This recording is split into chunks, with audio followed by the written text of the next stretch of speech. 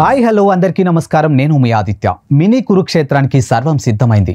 Assembly ఎన్నికల నగారా మోగింది. November 30న polling జరుగుతుందని ప్రకటించారు. ఒకే విడతలో తెలంగాణలో ఎన్నికలు జరగనున్నాయి. నోటిఫికేషన్ నవంబర్ 3న రానుందని వెల్లడించారు. నామినేషన్లకు చివరి తేదీ నవంబర్ 10గా తెలిపారు. పరిశీలన నవంబర్ 13 ఉంటుందని వివరించారు.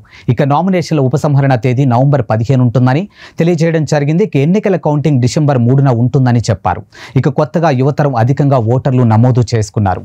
ఈ ఎన్నికల్లో వృద్ధులు ఇంటి నుండి ఓటు వేసే అవకాశం కల్పించింది. ఈ షెడ్యూల్ ప్రకటన సందర్భంగా కేంద్ర ఎన్నికల సంఘం ప్రధాన అధికారి రాజీవ్ కుమార్ పోస్టల్ బ్యాలెట్ కి సంబంధించిన కీలక ప్రకటన చేశారు. పోస్టల్ బ్యాలెట్ విధానంలో ఓటు వేసేవారు కూడా పోలింగ్ రోజునే ఓటు వేయాలని తెలిపారు.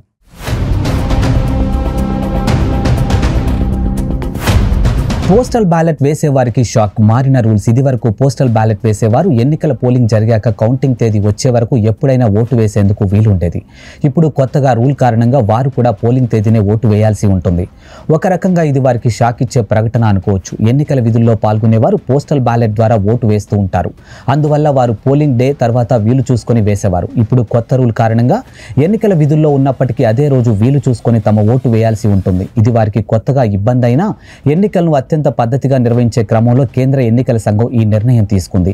ఇంకా ఇలాంటి చాలా మార్పులు చేస్తుందని తెలియజేశారు.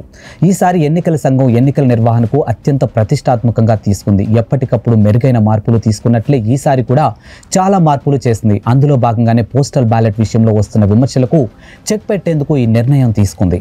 పోస్టల్ బ్యాలెట్ వేసేవారు పోలింగ్ డే తర్వాత వచ్చే ఎగ్జిట్ పోల్స్, ఇతర సర్వే అంచనాల లెక్కలో తీసుకొని తదనుగుణంగా తమ ఓటు వేసే ప్రమాదం ఉందని భావించిన ఈసీ అలా జరగడానికి వీలు లేకుండా చేయాలని నిర్ణయం తీసుకుంది. అందువల్ల పోస్టల్ బ్యాలెట్ వేసేవారు ఎలాంటి ఎగ్జిట్ పోల్స్ కి ప్రేరేపితం కాకుండా తమ ఓటును స్వేచ్ఛగా వేయాలనే ఉద్దేశంతో ఈ రూల్ను తీసుకొచ్చింది. బీఆర్ఎస్ ఖుషి, కాంగ్రెస్ బీజేపీకి టెన్షన్. ఇక తెలంగాణ సీఎం కేసీఆర్ 2018లో వేసిన ముందస్తు ఎన్నికల ప్లాన్ అప్పట్లో ఆ పార్టీకి భారీ విజయాన్ని తెచ్చిపెట్టింది. అప్పట్లో ముందస్తు ఎన్నికలకు ఊహించని ప్రతిపక్షాలు ఎన్నికల సన్నద్ధం కాలేకపోయాయి. 5 ఏళ్లు గడిచాక ఇప్పుడు కూడా సీఎం కేసీఆర్ అదే ప్లాన్ చేశారు. బీఆర్ఎస్ పార్టీ ముందుగానే 119 అసెంబ్లీ స్థానాల్లో 115 సీట్లను అభ్యర్థులను ప్రకటించేసింది. దాంతో నెల నుంచి ఆ పార్టీ అభ్యర్థులు జిల్లాలోకి వెళ్లిపోయి ఎన్నికల ప్రచారం, కార్యకర్తల సమీకరణ, ప్రజలతో టచ్లో ఉన్నారు. ఇక కాంగ్రెస్ బీజేపీలో ఆ పరిస్థితి లేదు. గత పొరపాట్లనే ఇప్పుడు ఆ పార్టీలు చేస్తున్నాయని తెలుస్తూ ఉంది. కాంగ్రెస్ పార్టీలో అభ్యర్థుల ఎంపికకు స్క్రీనింగ్ కమిటీ ఏర్పాటైంది. ఆ కమిటీ తన ప్రతిపాదిత అభ్యర్థుల లిస్టులు కేంద్ర కాంగ్రెస్ ఎన్నికల కమిటీకి ఇచ్చింది. ఆ కమిటీ ఒకేసారి అందరూ అభ్యర్థులను ప్రకటించాలనే ఆలోచన రావడంతో అభ్యర్థుల ప్రకటన ఒకంత ఆలస్యం అయ్యేలా కనిపిస్తుందని తెలుస్తుంది. అయితే దాదాపు 70 మంది అభ్యర్థుల పేర్లు ఆల్రెడీ ఖరారైపోయాయని వెల్లడించారు. ఇక ప్రకటించకుండా ఆలస్యం చేయడం ఆ పార్టీకి మైనస్ అయ్యే ప్రమాదం ఉందని విశ్లేషకులు అంటూ ఉన్నారు. వామపక్షాలతో పొత్తు దృష్ట్యా వారికి కేటాయించే 2 సీట్ల విషయం ఇంకా ఫైనల్ కాకపోవడం వల్లే అభ్యర్థుల ప్రకటన ఆలస్యం అవుతుందని వాదన వినిపిస్తూ ఉంది. ఎన్నికల షెడ్యూల్ వచ్చేసింది కాబట్టి ఇక కాంగ్రెస్ త్వరపడాల్సిన పరిస్థితి కనిపిస్తూ ఉంది. బీజేపీ అభ్యర్థులపై ఉలుకు లేదు, పలుకు లేదు. బీజేపీ పరిస్థితి కూడా అలాగే ఉంది. ఆ పార్టీకి కూడా ఇంతవరకు అభ్యర్థులను ప్రకటించలేదు. తొలి జాబితా కూడా ఉమ్మడి జిల్లా నుంచి అభ్యర్థులు ప్రకటిస్తుందని తెలుస్తున్నా అది కూడా ఇంకా అమల్లోకి రాలేదు. అసలు బీజేపీకి తెలంగాణలో గ్రాఫ్ పడిపోయిందని ప్రచారం జోరుగా ఉంది.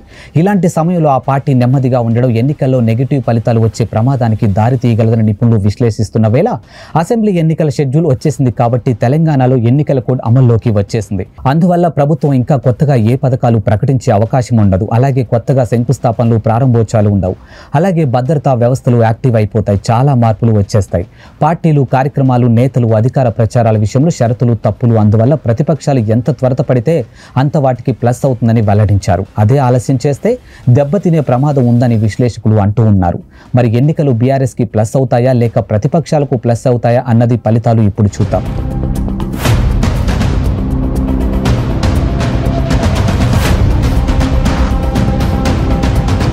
దూకుడు పెంచిన మంత్రి హరీష్ రావు. ఉమ్మడి జిల్లాలో బీఆర్ఎస్ దూకుడు పెంచేసింది. ఇక సుడిగాడి పర్యటనలో జనరంజకంగా ప్రకటనలతో జోరుగా సుడిగాలి పర్యటనలు చేస్తున్నారు మంత్రి హరీష్ రావు. కాంగ్రెస్, బీజేపీ నేతలు కౌంటర్ ఇస్తూ క్యాడర్లో జోషు పెంచుతున్నారు. ఎన్నికల టైం దగ్గర పడుతున్న వేళ తెలంగాణ పాలిటిక్స్ హీట్ ఎక్కాయి. ఇక బీఆర్ఎస్, కాంగ్రెస్, బీజేపీలు పలు కార్యక్రమాల్లో దూకుడు పెంచాయి.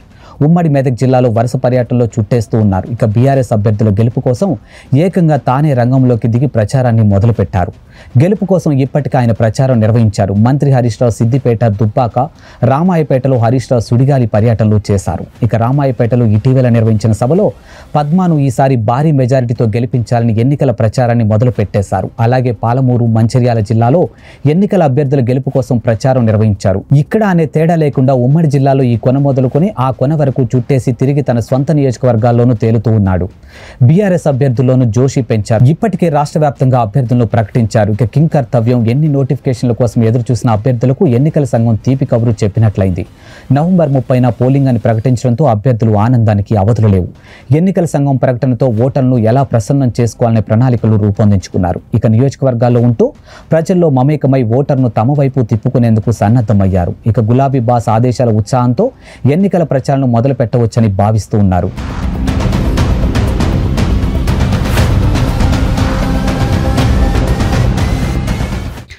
ఎన్నికల సమయం దగ్గర పడుతుంది. ఈ నేపథ్యంలో జిల్లా అధికార యంత్రాంగం అప్రమత్తమైంది. ఎన్నికల వేళ డబ్బు, మద్యం ఓటర్లను ప్రభావితం చేసేందుకు పంచే వస్తు సామగ్రి అక్రమ రవాణాకు చెక్ పెట్టేందుకు జిల్లా అధికారులు కదిలారు.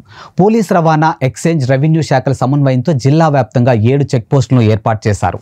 ఇక్కడ నిరంతరం తనిఖీలు నిర్వహించేలా సిబ్బందిని కూడా ఏర్పాటు చేశారు. 24 గంటలు 3 షిఫ్ట్లో నిరంతరం విధులు నిర్వహించేలా చర్యలు చేపట్టారు. అక్రమ రవాణాలకు పూర్తిగా అడ్డుకట్టపడేలా చర్యలు తీసుకుంటున్నామని వెల్లడించారు.